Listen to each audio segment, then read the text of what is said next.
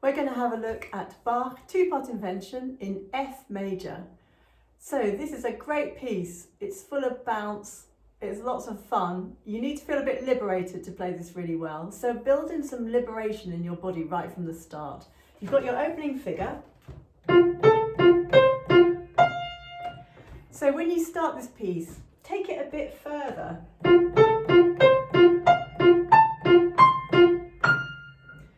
And same with the left hand.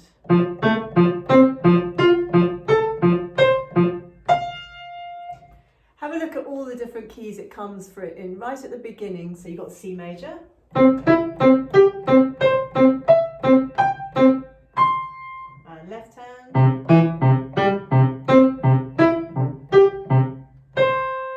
G minor, and left hand.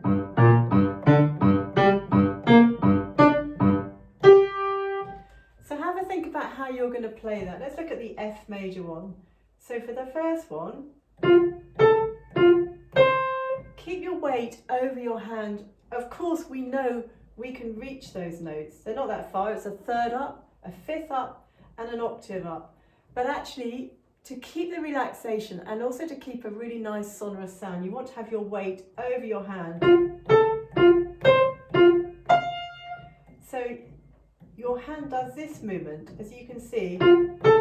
As it gets higher, it bounces up and makes a nice arc. So build that in right from the beginning, a lovely ease of motion. No worries at all about finding those notes. Now you've got a whole bunch of quaver sequences that start on the third of the scale. So this feels a little bit different because you're not going back to the original note each time. So you've got this. So take note of where the thirds are, the fourth and the sixth. And the left hand you've got this one. And now note each time I'm starting on the offbeat because it phrases across the beat. So we're just going to keep that. Bach sets up that right from the beginning. So it's always going across the beat. I'm also being wary when I get to that top beat, not to make it do too pingy. It can be a bit shrill, so watch out for that. But these quavers, to have that freedom to be able to bounce back and forth. Look how much movement my elbow's doing. So you could try that out on the floor of the piano first. Just to show, keep your wrist loose and bounce back and forth between your fingers. If you try and stretch it, you lose some of the resonance in the sound. So get used to really doing that. And just be aware of how much your elbow needs to be free and go out. Now you've got the 4-note semi-quaver sequence going down, and I would start with the one in bar 9 in C major, and you can take that right down the piano as well.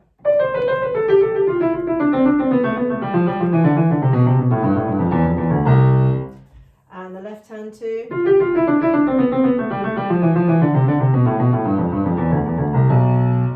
So if you think about the circles the hand's doing, so it's,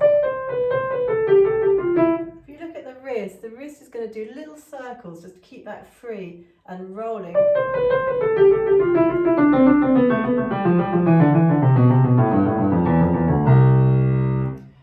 And then have a look at the one at the beginning. So you've got this one. It's doing the same movement. Just bring the hand so you get here a little bit near. So you just think it's one tone down at a time. So get familiar with those. Find all the ones in the piece that you can find, and get really comfortable with that movement, keeping everything free. Again, the elbow's loose, it's not getting in the way at all. Something else you're going to be encountering a lot in this piece is rotation.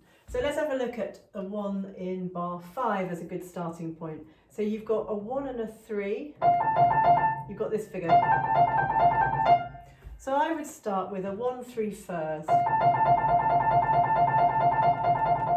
And you know when it's working because as you rotate your hand that way, the elbow will naturally come in.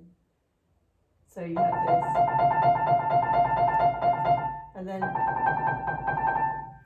so with this piece, there is a temptation to play it with fingers. It won't sound as good and it won't feel as good. You won't get quite the resonance. And also this lovely rolling feeling. Once you get everything working in this piece, it bounces and it rolls around and it feels really good. So get that rotation.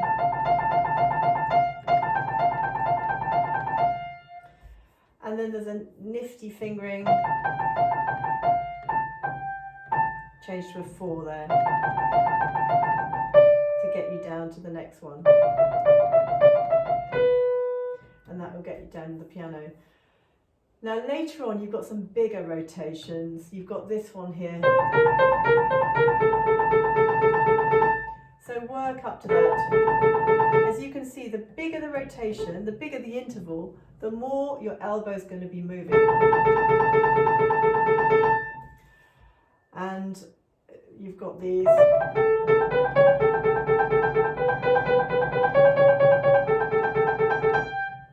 Again, just build up those gradually. Left hand 2, you've got this one. So get those rotations going first, stay a while on each one and get comfortable with them. Another place you're going to be encountering rotation is bar 19. So you've got to turn this corner here. As you're coming into it, you might see that the music's going to go up in a minute, but actually you just got to carry on down for a minute. And here as well. So push around that corner. If you push around and then let your hand come up again, so you're pushing down.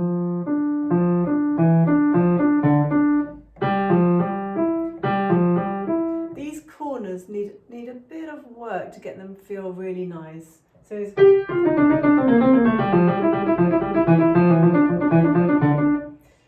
especially as you come down off this one. So really think about where you are. You've got a sort of flattened loop as you're coming down. So as you can see, elbows going out again. Push out.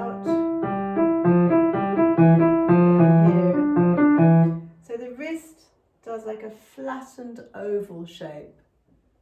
So this one, and then this one.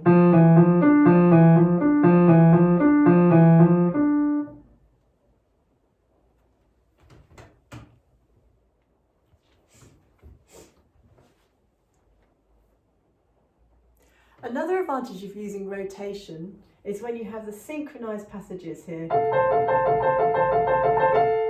So that is in bar 5. To get those two together is much easier. To get the hands to rotate together.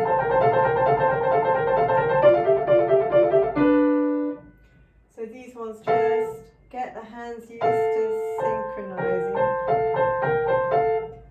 With a big rotation and a little one. This is so much more reliable than asking your fingers to divvy up that sort of detail. The bigger movement you can make, the easier it is to control actually.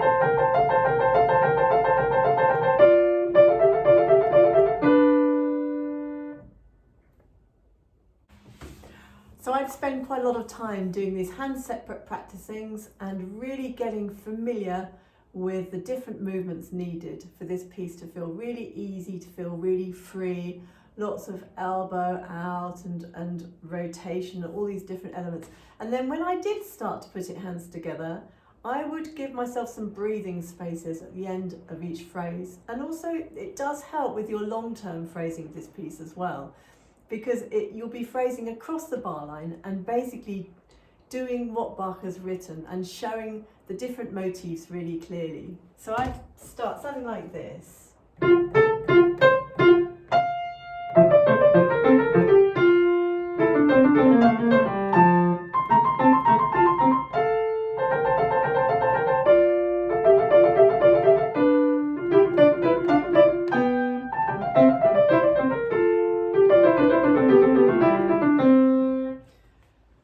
And so on, right through the piece. And I'd probably carve it up into various sections.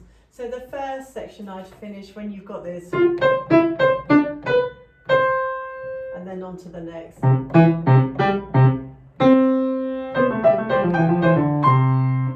And so on. And it also gives you a chance to really exaggerate the follow through, like a really good tennis player would. Have a good investigation of all the different sequences as well, and try and put labels on them. So for example, in bar 21, you've got a 5-7 sequence, starts here, then 5-7 here, resolving to F, 5-7, resolving to E, 5-7, resolving to D. And then you've got sequences like this.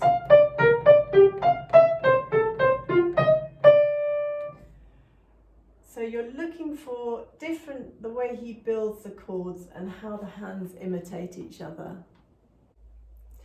I hope you really enjoy playing this piece. It's a wonderful, marvellous invention of Bach. And you just take your time to build it up, keep your freedom, keep the bounce in it, and I think you'll really enjoy playing it.